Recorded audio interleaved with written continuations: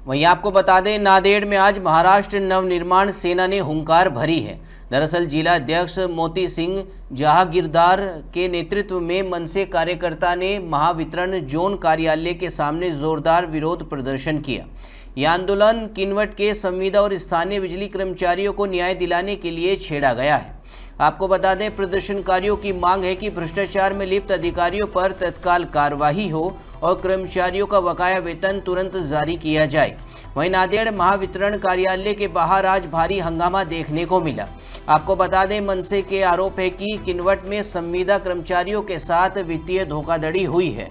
प्रदर्शनकारियों ने मांग रखी है कि पुराने कर्मचारियों को तत्काल काम पर लिया जाए और उनका वेतन सीधे बैंक खातों में जमा हो।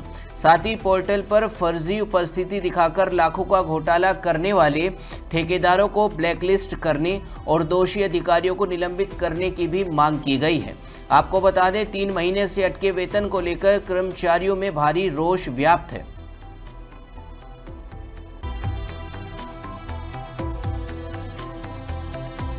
मागणी होती मोंटे भाऊ यांच्या नेतृत्वाखाली जो आम्ही आज आंदोलन उभा केलेलं आहे नांदेडमध्ये.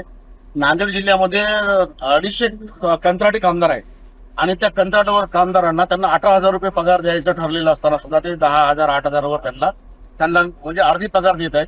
ते त्या मुलांना माहित नाही की आपल्याला एवढी पगार आहे, पण जेव्हा त्यांना जाणीव झाली की आपल्याला एवढी पगार आहे आणि मग आपल्याला अर्धी पगार देण्यात येत आहे, मग त्यांनी त्यांच्या मार्फत पत्रव्यवहार केला, संघटनेद्वारे केलं, त्यांना कुठंच न्याय मिळाला नाही. ते महाराष्ट्र नवनिर्माण सेनेकडे आलेत. त्याच्यामुळं आमचा एक प्रयत्न आहे का त्या सर्व कंत्राटी कामगार जो असेल किंवा स्थानिक कामगार जे असेल त्यांना न्याय मिळाला पाहिजे, यासाठी आज आम्ही येतो. आंदोलन करणार काय मागण्या प्रमुख मागण्या अशा प्रकारच्या आहेत की हे एमएससीबी जे डिपार्टमेंट आहे हे स्वतःच्या मनमर्जीचे कारोबार आहे. ढाब्यावर बसून आपण जसं काही पण कारोबार करतो तसा कारोबार आहे. मागील कंत्राट बेसिसवर काही कर्मचाऱ्यांना एमएससीबीने घेतली होती.